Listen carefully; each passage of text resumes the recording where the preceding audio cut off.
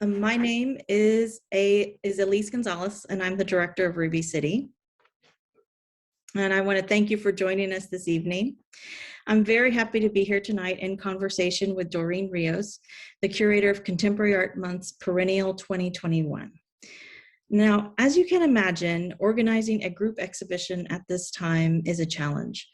But CAM's innovative and thoughtful approach to this challenge has resulted in a typically sprawling exhibition that has taken over the city of San Antonio through live performance, drive-ins, outdoor screenings, as well as in-person exhibitions and virtual presentations, such as the screening that we're hosting on the Ruby City Apple TV channel. Adding to CAM's innovative method of conceiving of this exhibition at this time relied on, of course, choosing a curator well-versed in digital media and in moving images in general. Doreen Ríos has put together a remarkable group of works which speak to this present moment of isolation, introspection, and exploration of the conceptual and physical boundaries with which artists continue to wrestle. I'm delighted to be speaking with her today. But before we begin, let me give a little background on Doreen. Doreen A. Ríos is a curator and researcher. Her work is focused on digital art, post-digital practices, and new materialities. Founder of Antimateria, an online platform dedicated to the research and exhibition of art produced through digital media, Ríos seeks to facilitate international exchanges between artists, curators, researchers, and art professionals interested in digital and post-digital practices through online, physical, hybrid exhibitions. Ríos earned her MA with honors in contemporary curation at the Winchester School of Arts, specializing in digital cultures, and a BA in architecture at the Tecnológico de Monterrey. Simultaneously, she is chief curator at the Centro de Cultural Digital and lecturer at Centro and UAE MEX. So before we dive in, I just want to let everyone know that we'll be taking questions throughout, so feel free to write those into the chat, and we will get to them at the end of our conversation. And I also just want to take this moment to encourage everyone, if you haven't already watched the screening of the films and the videos, the digital media that Doreen has selected, I encourage you to do so, because that will be available on our Apple TV channel through the rest of the day. So please do tune in. And so at this point, I want to welcome you, Doreen, and thank you for putting together such a great show and for joining us this afternoon. Hi, Elyse. Thank you so much for having me and for the super warm presentation. I'm very happy to be here and to have the chance to talk a little bit more about this selection, which of course was a hard thing to put together, but I think that in the end, it makes sense with the context that we're currently living on, and I'm very, very happy with the results. So thank you also, Ruby City, for hosting this online and expanding it into other places. Yeah. So with that, I guess I want to start out with kind of a general question. So when curators serve as jurors for an exhibition such as this, it can be very time consuming because you're looking at lots of different works that's being submitted. And I'm wondering if you can tell us a little bit about the process that you went through, in particular, how you approached the selection, how many submissions did you receive? Like, what was your process like to winnow it down to this group of artists? Well, to be fair, at the very beginning, we were not sure at all how many people might be willing to apply for the open call. And in the end, it was a total surprise, at least for me. We got around 45 artists applying, but from all of these artists, pretty much all of them applied with more than one video. So that was an interesting thing. Again, there was people who applied with 10 videos, which was, I think, was the maximum amount of videos that one could submit. So it was definitely interesting to see how it unfolded as an open call throughout all the time it was open. And as for the process, to be fair, I haven't really had like a lot of experience while being a juror for an open call, and then afterwards building an exhibition from that, especially when you do not have like a line of themes or of topics that could be understood from within this open call, which I also thought was very refreshing because you do not see the same conversation being held over and over. It was more of having a general look at what is going on in terms of visual production in Texas, which I always think, it's very refreshing, at least for me as a curator, to see what's going on elsewhere, what's people working on, what are their thoughts, their aesthetics, what's the formats that they're using. So in that sense, it was very exciting for me to jump in as a juror for this open call, and for it not to have like a particular theme placed upon the whole context. So well, I think generally speaking, what I did is that I opened pretty much all of the submissions and went through every single one of them during the course of a weekend. So it was quite a tough weekend. So I got a screen in my living room, and I was just like, okay, so it's gonna be like, a super hard, almost 24/7 clicking and watching and then going back and forth. For me, it is very important to think about the content in itself. So I was not as interested in the CVs, for instance, or the past experience that these artists had. I thought it was better just to jump in straight into the content, straight into the proposals, because sometimes I think that you can make, in a way, like a certain atmosphere by looking first at, names and CVs and websites, and I think in this case, I thought that it might be much more sensible just to jump in the content and just to see what this was all about, right? Like just to see what are these artists talking about, what are they interested on. So it was probably took me around 4 days to go through all of the content. I think I saw around 100 and 110 videos ranging from 30 seconds to 15 minutes. Half an hour at some of them were like almost films. So I also thought that it was interesting because then again, I already knew how this whole exhibition was going to be developed within San Antonio in this case, and I already knew that there was going to be some outside screenings, but then also that we're going to be facing some challenges in the sense of having an open space with all of these contents being shown, sometimes like throughout several hours, sometimes without being able to have sound, sometimes with some conditions that would vary depending on the place that they were going to be shown. So that was definitely something that played a role in how I looked at these videos, on whether or not they made sense with and without sound, and in which cases we could see, for instance, that the sound could also be complemented in some parts, and then in others it might work in a different way, but still as compelling without it. So I think that was definitely one of the challenges.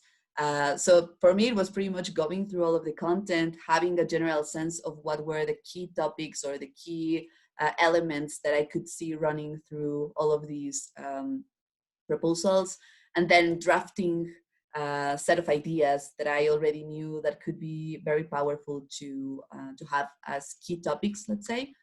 And from there, I had a second look at the ones that I thought that could fit within, the context of the exhibition in itself, but then also within a broader conversation about what these artists are interested on. So that's how I came to the notion of the territory, and I decided to keep that as a key topic for the selection, even though, as you can see, it's very it doesn't run in the same line, not from discourses, not to aesthetic elements. So it's very diverse, which I also think is powerful, and it's definitely a decision that I made when I went through all of this content. Did that theme come out at you right away? That idea of territories, and I'm sure you were thinking about a lot of different ideas, but is that one that appeared early on in your viewing of the works? I think probably the first one that I had was to talk about the body, because a lot of these videos were about either creating or building your own identity or deploying this identity within different interfaces. So the physical ones, but also virtual ones, and what happens with all of the affections that come into play when you understand your own body connecting with others. So I think the notion of the body was probably the first one that I thought was very present. But then again, there was also a conversation being had about um, understanding a space as such, understanding its geography, but then also understanding its culture and the way this culture changes throughout time. So of course there was a very strong topic surrounding the notion of migration, for instance, which of course makes a lot of sense in terms of the place in itself and its geography and the way it's been changing throughout the past decades. So I think when thinking about bodies and territories, I realized that actually when we think about territories, as the curatorial text suggests, the first one that we inhabit and that we understand is our own body. So in a way, even though I was thinking about bodies at first, I was also thinking about territories as an umbrella term for everything that I was seeing within this selection. So I know that you had, well, maybe this is a good time to ask you about the title that you landed on too, because it's very evocative of these themes that you were talking about. Can you tell us a little bit more about that?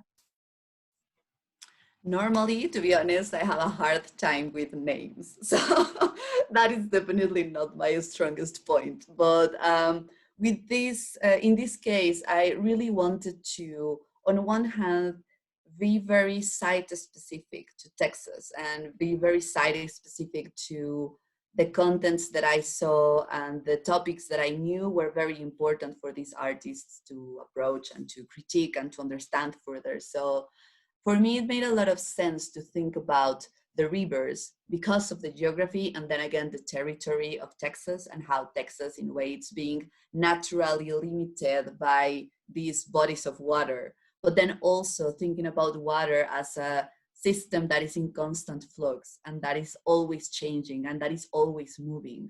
And in a way that also evocated a lot this notion of the body, and of course it connects back with something that is very flexible and that is changing all the time, even though we understand it as a big mass of, water with the ecosystem that it represents and it has, but it evolves to become something else over and over.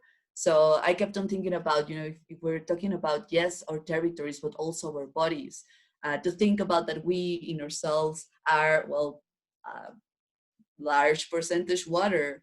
In a way, we're also a body made out of water. So even if we're talking about rivers as its, let's say, natural concept and structure and how it behaves within an ecosystem, also our own bodies behave as a river and are in constant flux. And in a way, we are also bodies of water. So I knew that I wanted to play with these words. So for me, thinking about the river and thinking about motion was very important. But then also, of course, with the connection that we have through the border and what it represents to have a river that naturally flows there. And this constant motion and this constant conversation of change, I really wanted just to make a case to talk about how these rivers, even though we feel that once we see them, we have already seen them forever, every time that we see them, they are different and they are changing. So I wanted just to, bring back the idea of the flexibility and of the motion and of everything that is in constant flux. And just a tiny, tiny hint there again, when we talk about sometimes digital materialities, and this is, just me being a nerd, there's a very interesting conversation about the innovation within interfaces and how we start with solid interfaces, like this very strong, heavy hardware.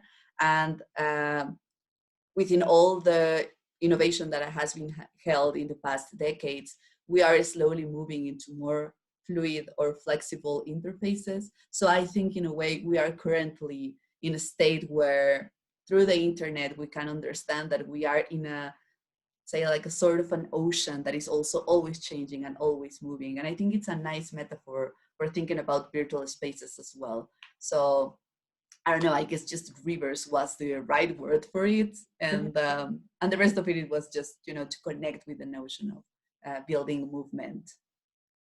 That is that is a nice connection though with the actual digital, because it occurs to me as you were speaking that like, oh, that we do talk about data as flowing, and all of the kinds of data, you know, the digital media that we're looking at and that you've selected, like it does all flow like a river through the internet itself, and really does speak to these bigger principles that you were talking about. So it's a very evocative title that I like how it now, after hearing you speak, speaks not only to the digital, but also to the very physical and even the poetic of the works. But, you know, in addition to territory, I know, you know, we had talked about other themes and ideas that you see going, you know, flowing through the works that you selected. And one of them in particular, the idea of architecture, and knowing of your own background in architecture. Could you speak a little bit about what you noticed in those works and what they reveal to you about how artists are thinking about architecture and space in general today? I think this was definitely an interesting find for me within the proposals that got sent through the open call, because when thinking about territories, I didn't came across, let's say, like a representation or a literal representation of the space of their geographical space as such. It was more in a condition of thinking about the possibilities of building new spaces. So of course, I'm always very connected with the idea of, or let's say the broader notion of architecture, which in a very simple definition, we could approach as the design of a space or creating and building a space. And I always like this idea of creating a space within a space, right? So in a way, right now, when we think about the architectures that we inhabit and how they are playing a key role in our lives, and they are playing an interesting, I don't know, like an interesting character that we were not necessarily aware it was there, because we were always moving back and forth from these spaces. However, now we have to be much more connected with all of these tiny details of the places that we inhabit. So it was very interesting for me to find that there were a lot of visual proposals that dealt with creating space, building these places that do not exist, let's say, outside of the screen, but that for a second we can approach and that we can be part of, and the narratives that they evoke as well. So when thinking about these speculative architectures, even if not all of them fall into this, let's say, like rough architectural approach, a lot of them, they let's say, represent a place that doesn't exist, sometimes symbolically, but that we can build and make it come to life, at least for 5-10 minutes while we are watching these videos, and to put our bodies and our minds in this set of places that might not exist, but that we might be actually in need for them to exist. So I think it was a very nice way of thinking about architecture from within the broader selection and territory as such, because it has to do with building on our own spaces, of creating something that we know that can exist, but that the only way that we can make it come to life and share it with others is through either visualizing it or representing it somehow or verbalizing it somehow. So in a way, I like this idea of how we can make something appear in front of us with all of the, say, of the areas or of the topics that we want to cover and that we find important. And even though we know that this might not actually occur, let's say in reality, for a second, it comes to life and it allows for the conversations that we need to be having in order to get there. So yeah, I think this, if we're thinking about architecture as creating space within a space, the first space that we inhabit, or the first place that we build, is the one that we have, let's say, in our mind, that we create through memories. And the way that we develop these places is through sharing that. So I thought, of course, video was a very powerful way to do that. Well, and one of the other things that came across through a lot of your selections and that we spoke about was this idea of identity as this prevalent topic that is running throughout a lot of the works. And I'm wondering, so could you talk a little bit about what was different about the works that you were seeing in these works and how artists are addressing identity as opposed to maybe what you'd seen in the past by other artists? I think there's a stronger connection of being aware of our bodies and being aware of what we can do. So sometimes I think that when we are creating a sense of identity, especially self-identity, it tends to go into the symbolic realm where we unfold through a series of, conversations and hobbies and the things that we enjoy and the things that we have inhabited before, or the context that we are living on. But in a way, I think within these particular artworks, especially the ones that are more recent, which I think is a conversation that we can go into more detail further on, I thought there was a very particular need of reconnecting with the body as the physical and the way we approach and we take care of our physical selves, how we can connect with others. And of course, there's a very strong conversation about building affection through that and building this affection through also the ways we understand ourselves by, in a way, being seen through the other. So I think that was something that I kept on looking at here, because in a way, when we see each other through the screen, we can definitely connect in certain ways. However, there's a broader conversation and a broader set of tools that we use to communicate ourselves with others that have to deal with the physical body that we are not necessarily able to share through the screen. So I think that that's the reason why there's a strong conversation there, and the things that are being kept unsaid by not being able to remove this layer of virtuality and actually connect through, the physical and the tangible bodies. And I think that plays a very interesting role in the way we understand ourselves, and in this sense, the way that we build our own identity through understanding our own bodies and our bodies in connection to other bodies. Whether that be human bodies or natural bodies, or I don't know, any other materiality that is not necessarily a human intelligence, but that is out there, and that we build connections and communication through that. So I think that was a very interesting and very sensible and interesting thing to see. It feels very performative in a way, a lot of the use of the body in these videos. Right. That makes a perfect sense. Just also given the moment we're in too, that we're kind of on, we are our own, we are by ourselves, essentially, a lot of us. And so figuring that out and that being expressed in that kind of performative way, I could see in the works as well. But you kind of hinted at the next query of mine, which was about the fact that a lot of artists submitted many different works, and that you were looking at all of these works, but also thinking very consciously about the kind of works that were made by these artists, pre-pandemic and during this pandemic moment. And can you talk a little bit about the differences you saw and why you decided to do that, to include both works by, the same artist, but two different time frames?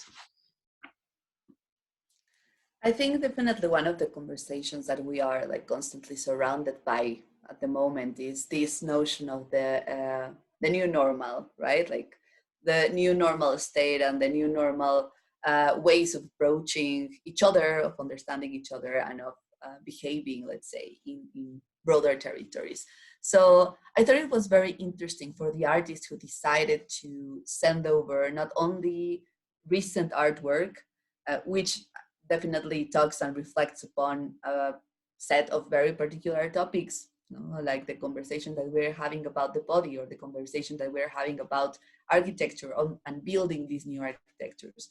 But then also I thought it was interesting for the ones that sent artworks that they developed, 2 or 3 years ago, to see this change that sometimes is not even necessarily through the lens of the, let's say, the development of the body of work of the artist as such, but definitely tiny hints that you can see being very sensibly approached in the most recent artworks. So for instance, I think a lot about, from the artworks that I chose, for the ones that are from 2020, I think most of them have a very strong sensibility about talking about, for instance, the way we understand each other and our bodies and our affections through connecting not necessarily physically, or the need for reconnecting physically, or the need for understanding how we unfold our own conversations with one another through the building of these territories and the spatial, let's say, the difference in its space from one to other person that we might like to approach. But then again, it's not necessarily that I saw that there was an interest, a particular interest in talking about, for instance, the current state of things, as for putting it a name upon, like, oh, we're talking about the pandemic, or we're talking about being isolated necessarily. But it was a more sensible conversation about what it means to be together, what it means to share with your community, what it means to understand each other through this new normality that we are facing, and that it was in a way just forced into us. So I think in a way the key change is about how are we going to face these current state of things, and how we're going to face these changes, and what do we want to create or to be able to build and change from this part. So I think the conversation, it was very strong into how do we deal with change, how do we manage to approach this idea of the new normal. Whereas in the past artworks that were developed, I don't know, from around 2015, 17, 16,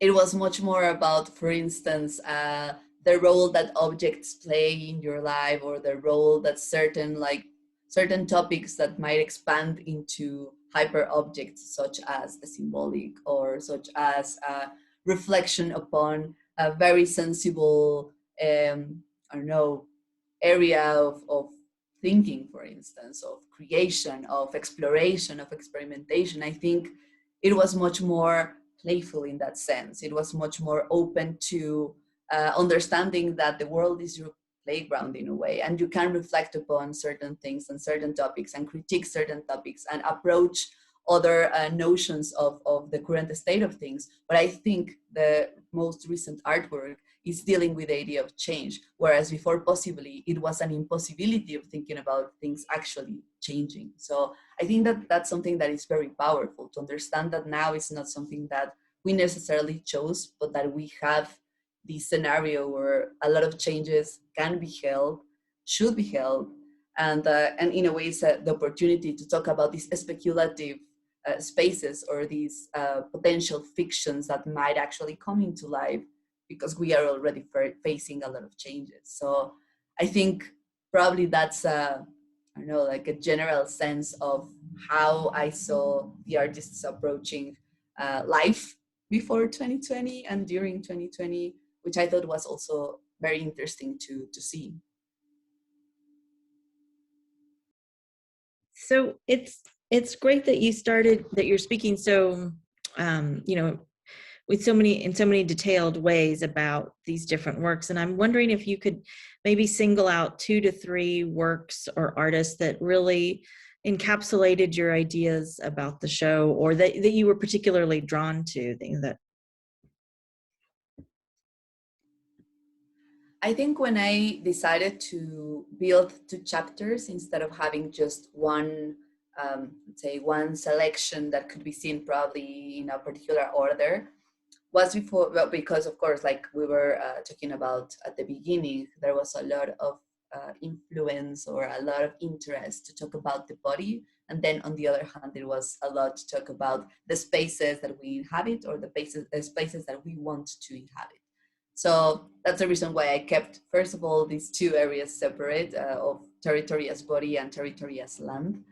And I think that also communicates very well with certain pieces of work that I thought were the, let's say, like the key transition from one to the other, because it feels like it's a very, let's say, a very heavy change in the scale, at least, to think about the body and then to think about the territory as let's say, broader sense of land. So I think one of the artists that I was very, very compelled by was Berelhem Markonen. And she, I think, well, she sent a lot of videos, and she was one of the artists that I chose 2 of her artworks that were developed in different time frames. And well, I chose 2 of them, but I think they both connected really well with this, let's say, they behaved as a hybrid between going back and forth of thinking about the territory as body and territory as land.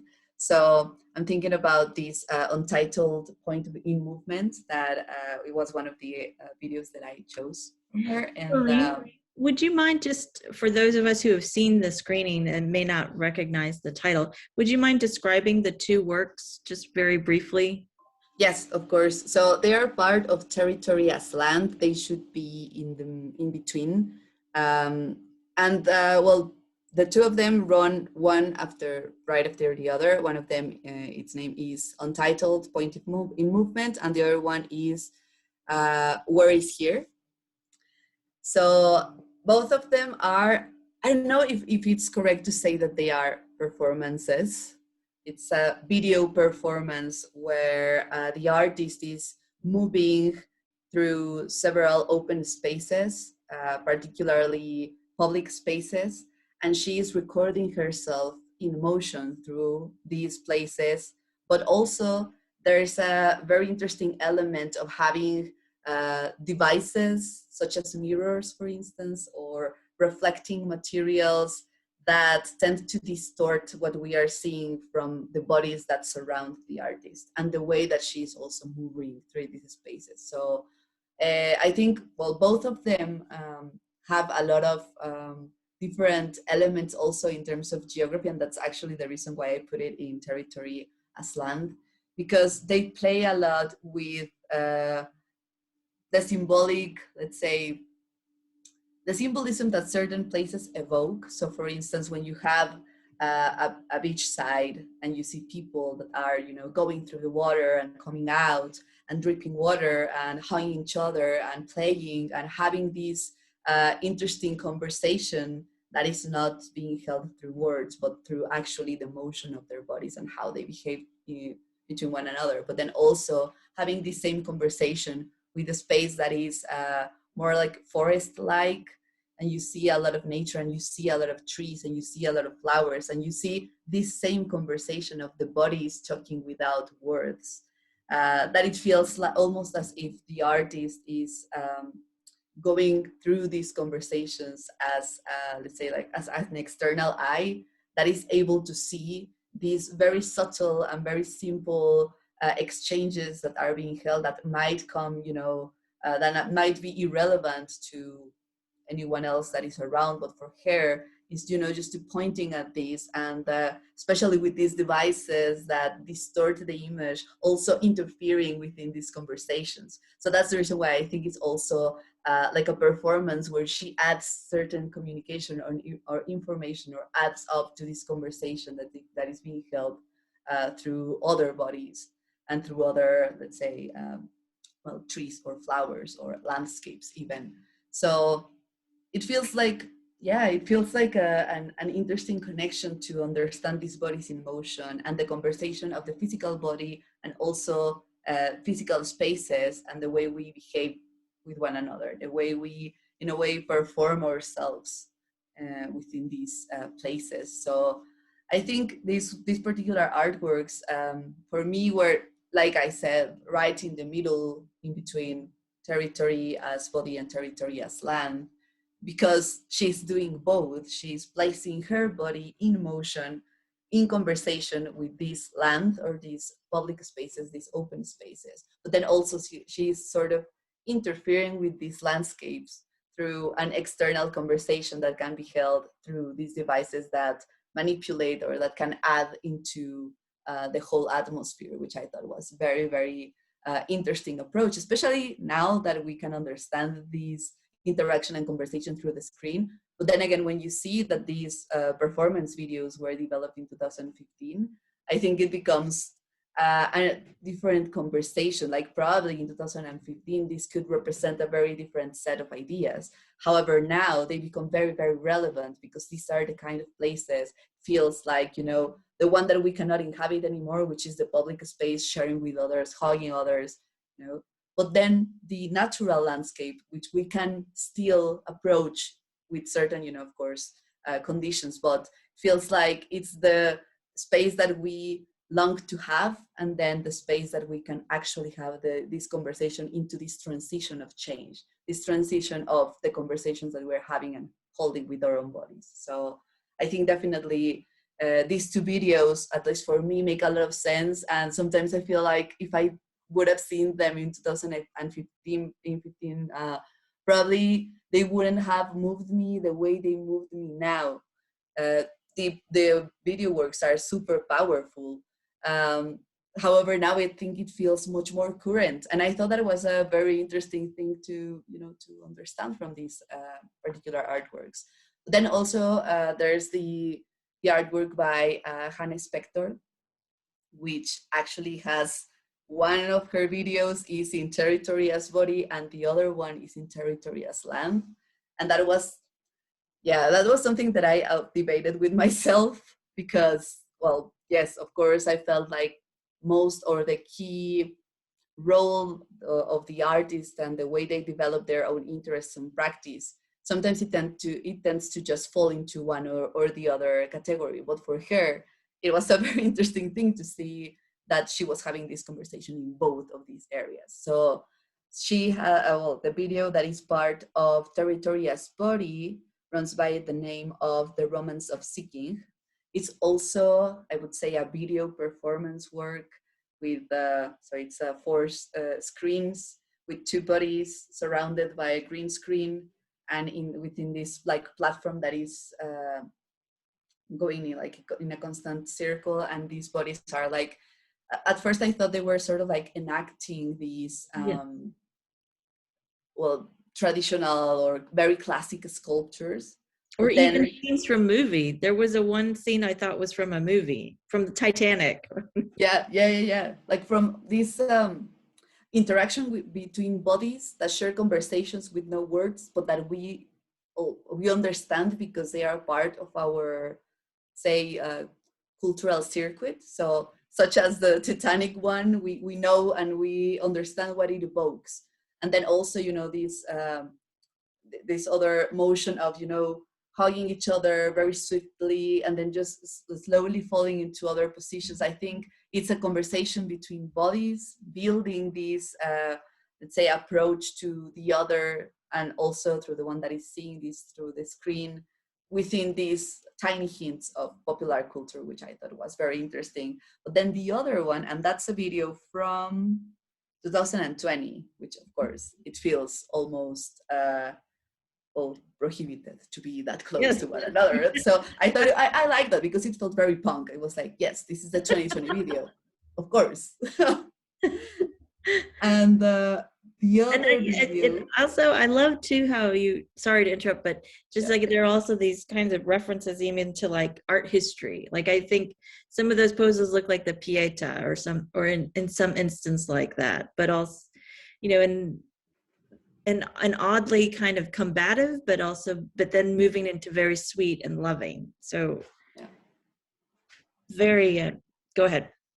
And definitely the conversation that these bodies are having, I think it feels very, or at least for me, it felt very distant from the possible ways of interacting that we have currently. So I thought it was, I did feel it was very punk, just to go on and say like, these are the references of the things that we've wanted to kept for centuries with us, through art history, through pop culture, through, a lot of different, let's say, human approaches to emotion and to understanding one another. So feeling that we cannot do that currently, it feels very heavy.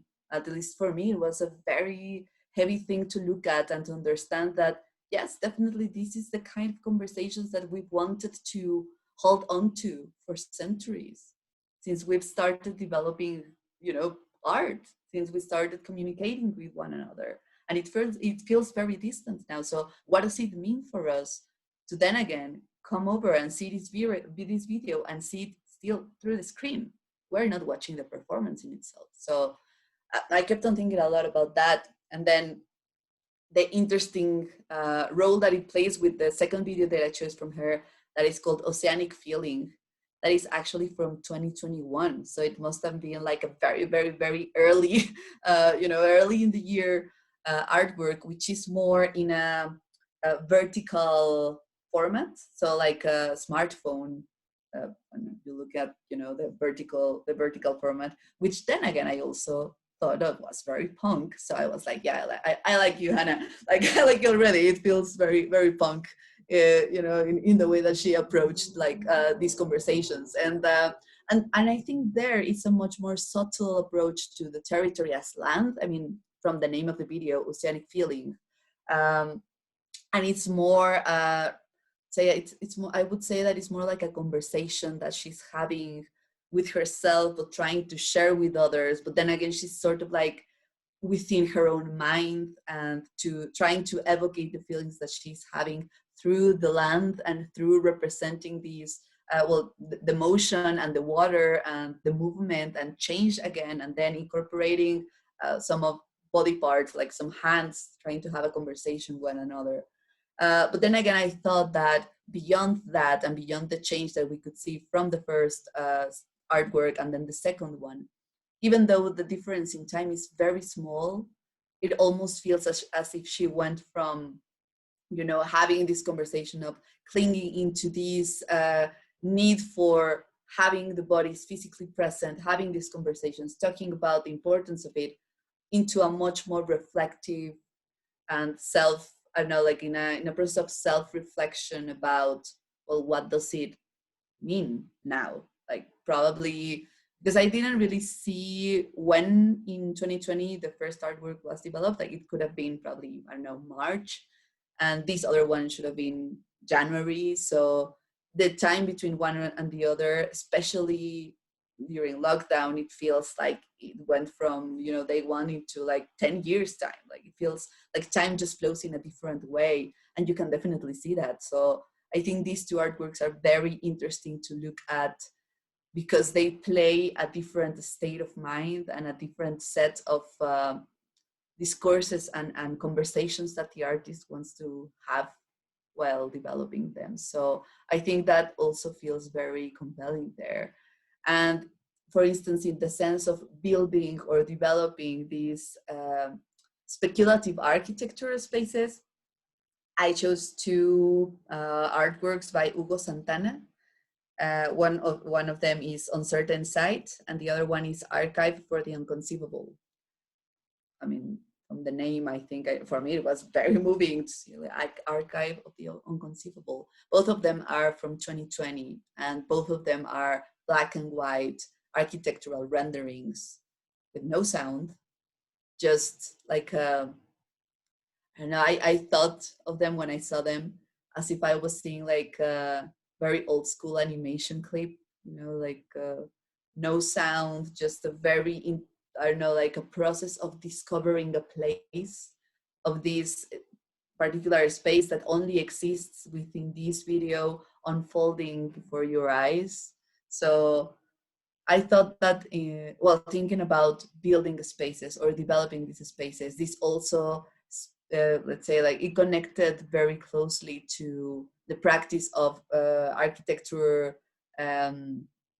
collectives from the 60s, such as Archigram, which they had, you know, like a very strong connection with building utopic places or preparing for the future of architecture. And I thought that it was interesting as well, because as, let's say, Archigram in the 60s, they came from, well, the consequences, let's say, or facing the consequences of the Second World War.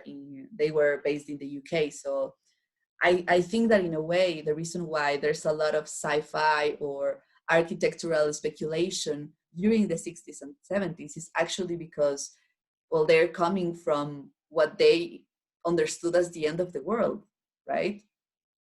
Everything that they knew just disappeared.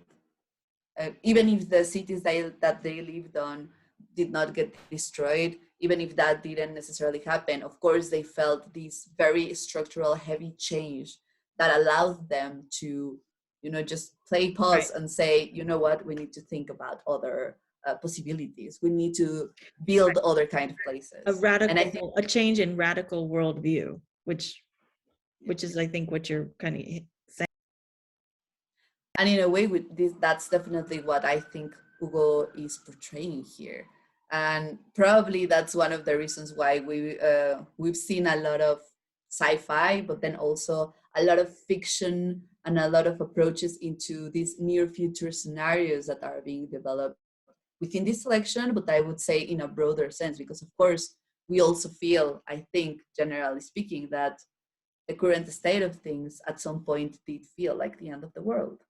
And in a way, symbolically speaking, we did face the end of an era of certain things and certain structures or say certain conversations and certain exchanges that we are very much aware that now they feel not only almost impossible, but even not necessarily useful to hold on to. So what are the things that we're going to be keeping, which ones we might like to just remove from the new scenario and try to think in a different way, or to actually start over. And I think in a way Hugo Santana's videos are pretty much that, like trying to create these scenarios that do not exist right now, but that might open up at least a conversation of what can be.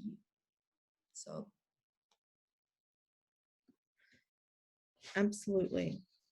Well, I have many more questions, but we do have one that came in, and so I'd like just to ask you, which is, what changes do you foresee in art or society based on the forced physical separation of quarantine? What role will digital art play in the future? Are we on some kind of continuum? I mean, for me, as someone that pretty much all of my practice deals with digital art, these are, let's say, interesting times to understand how we are seeing this conversation that has been there for at least 3 decades, but that is actually reaching other places. So I think that on one hand, it feels like we're going to be in need of more hybrid spaces, or at least that's what I would hope for, because we understand that it's not that we're in a fight, let's say, or between like what's physical, what's digital, what's virtual, what's real, like we are definitely beyond that. And even though we understand that we do need this physical connection, and we talk about it over and over, and I think that's probably one of the strongest conversations that this particular selection is having, how and why, how can we reconnect with one another, or how can we understand our bodies better through these new connections. So on one hand, I think that we're going to be able to understand that there's a key importance in also keeping this physicality to certain interactions, but then on the other hand, we cannot um, keep the digital practices in a box anymore, right? So, and I think about it, from an institutional approach. For me, for instance, working within the Centro de Cultura Digital, I've been working there for the past 2 years.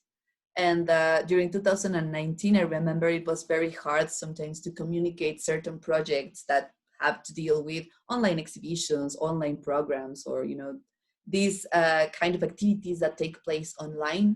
It was a very hard thing to communicate to the Secretary of Culture, which is the one that allows for the funding that we need in order to operate. And sometimes, even though we understood the importance of that, because of course that's the area that we understand and that we unfold our practices into, it was very hard to convince, their more traditional structures to adopt these new technologies or these new places to create activities. Whereas in 2020, it was interesting because, of course, the first thing that Secretary of Culture did was to look at Centro de Cultura Digital and say, hey, you know how to do this, all the answers to this.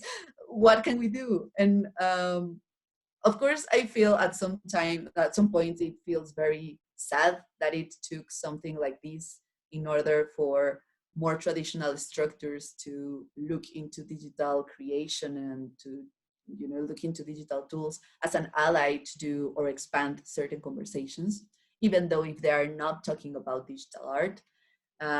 However, now that we're having that conversation, I think that it's something that we should not only take into account, but actually, let's say, keep within the conversation about how we're going to build these new places to look at art, for instance. How are we going to share or exhibit or talk about art from 2020 and on?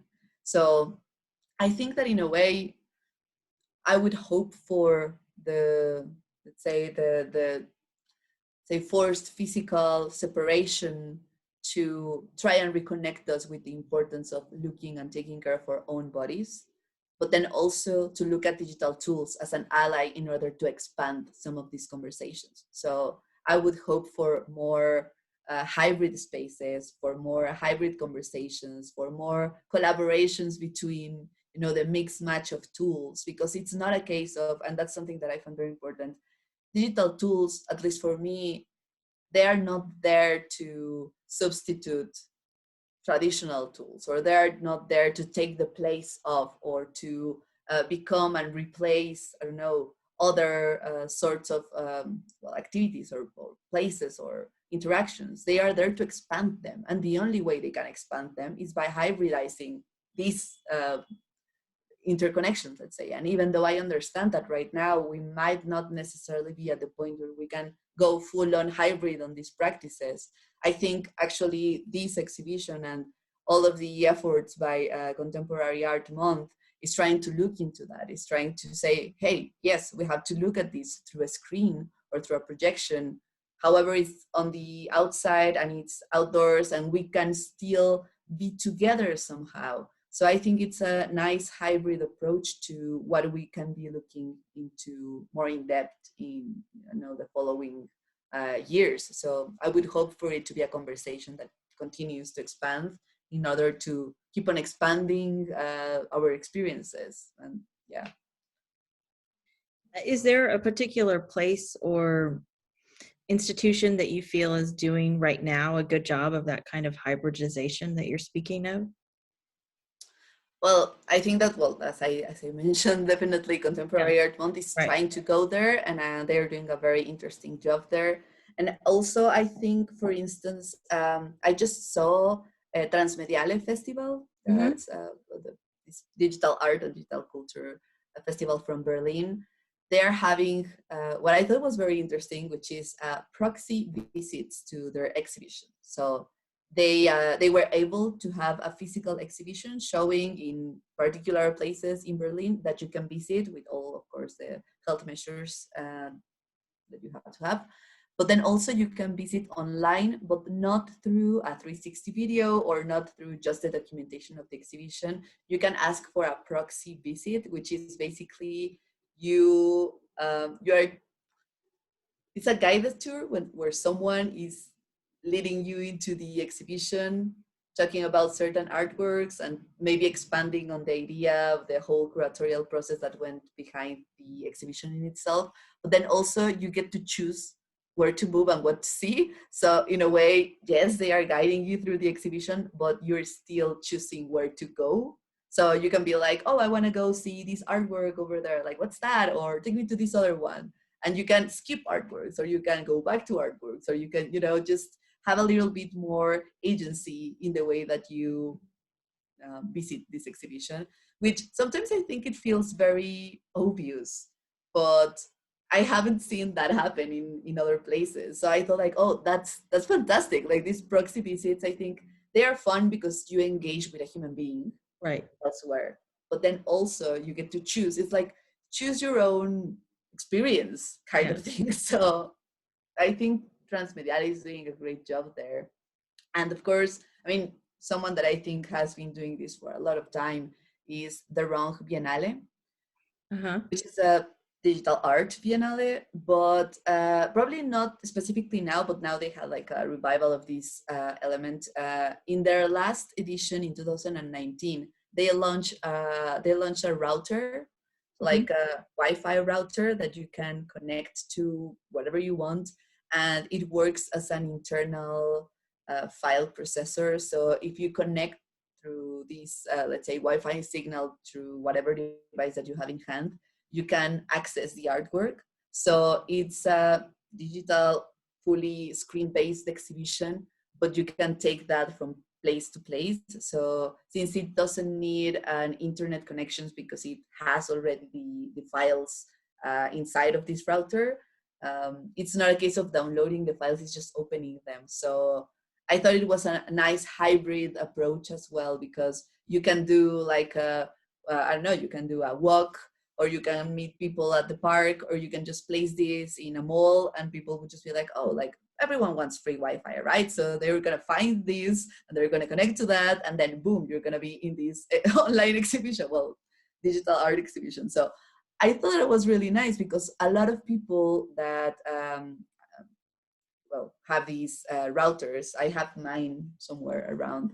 What they started doing is that since a lot of them lived in apartment buildings, they just connected these in their houses and just shared with their neighbors, like, oh, I'm gonna be hosting a small selection of artworks that I enjoy. You can watch by connecting through these Wi-Fi router. So I thought that it was very nice because it also wanted to be a thing of getting together and sharing with one another, but not necessarily through a physical experience. So I think these two cases are something that I would like to, to point out and to say, maybe this is the way that we should be thinking about these experiences, not like lonely online navigations, but, somewhere where we can expand into other conversations as well. Right.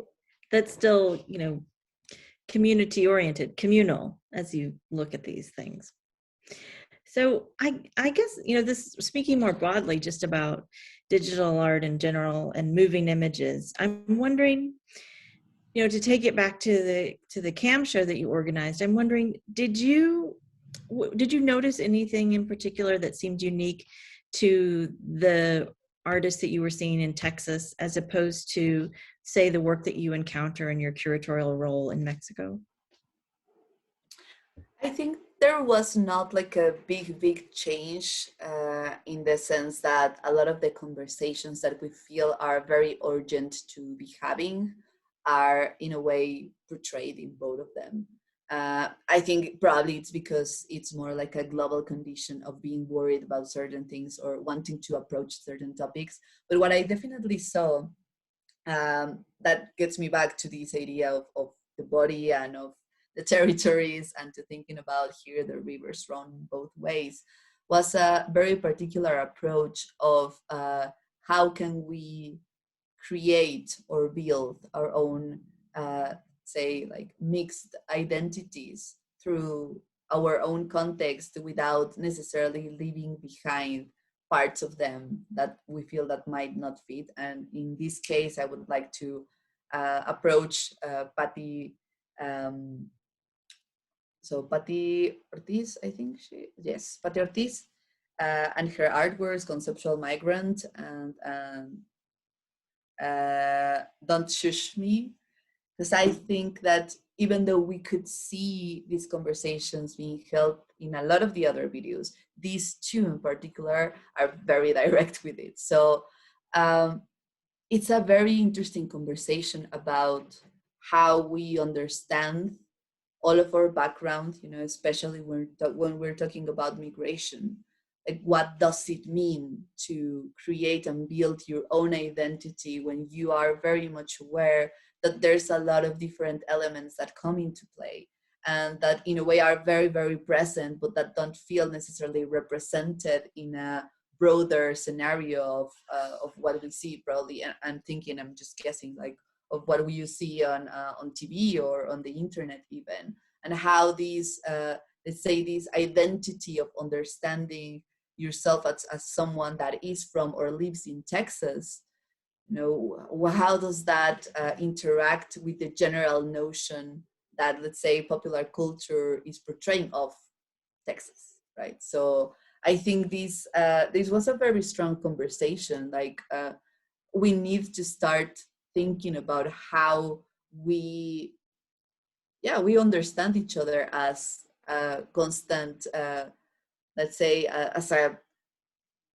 identity that is in constant flux, but then also that starts, let's say, creating new places and creating new cultural approaches as well, new traditions as well. And I think it's interesting because I kept on thinking a lot about, for instance, the artists that I've worked with that are from the northern part of Mexico, particularly from Tijuana. It's a very similar conversation. You know, it's a very similar, and I can remember a very particular artwork that I thought, this one looks very, very much from Texas. Now that I see, you know, the whole it's a cultural, let's say, circuit from Texas. It's an artwork by a Mexican artist. Her name is Marta Maggia, and she has a 360 video that is called Cultural Glitch. And I thought it was very interesting because she was talking about how she felt that being from Tijuana felt a little bit like a glitch, because you speak Spanglish, because in a way, probably you go to school in San Diego, probably you physically live or you have your house in Tijuana, but your parents work, you know, in the US. And what does it mean to have this constant conversation of thinking about, you know, maybe you go to school in the US, but then you live in Mexico and you have friends from the US, but then you also have friends in Mexico, and you are in this constant flux of speaking Spanish, speaking English, you know, having a set of particular traditions that deal more with Mexican culture, but then other traditions that might deal more with US culture. So I thought that in a way that was a conversation that was very strong in a lot of these videos. Like, how can we understand each other when we have so many different backgrounds, contexts, and things that we have to understand from us, from our past, and from what we are currently living. So I think that was definitely something that felt different, even though I can still, you know, think about like, oh, Marta Maggia is also talking about this kind of, of identity. I wouldn't say identity issues, but identity approaches of trying to understand what's going on in there. And she, at some point when I was talking with her, she told me something like, you know, it's very strange to know that you are not Mexican enough to understand full-on Mexican culture, but definitely you are not also from the US. So you are a glitch in between that is just like a liminal space of I'm here, but I'm there. And I look like this, but I am understood externally like this other thing. But then when I talk and the way that I, you know, behave and the things that I like are understood like this, and, you know, are, let's say, pushed into certain stereotypes. And I think also what I saw in this selection was, in a way, that is a constant liminal state of identity, which I think it's very interesting, definitely. And I'm not, you know, I'm not sure myself how to approach that, and I try to be also very, very careful, you know, as someone that is from, I mean, I myself, I'm not from Mexico City, but I'm from Central Mexico. So it's also like, you know, when I kept on seeing the only thing that was my point of contact was Marta Maggia and this artwork, and how she felt that it was a cultural glitch. And I thought that was very interesting, because I really like the notion of the liminal space. It allows for a whole, you know, range of conversations and possibilities. So. Well, Doreen, we've come to the end of our time, and I just want to thank you so much for not only our conversation tonight, but the great show that you organized. So thank you for bringing to San Antonio and bringing all these great works to light. And I know you have never been to Texas or to San Antonio, so hopefully one day you will come and visit us all. But thank you for tonight. Thank you. Thank you for having me. Sometime, maybe at some point, I will travel to Texas, not through Google Maps only.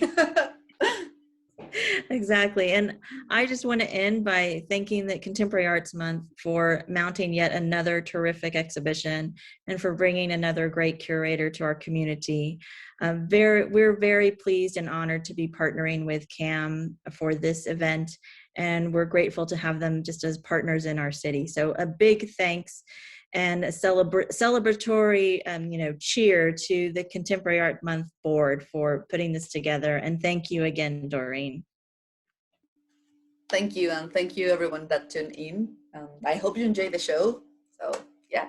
Yes, and you should also all feel free to screen the videos. They are available on Apple TV through the rest of this evening. So thanks again. Bye. Bye.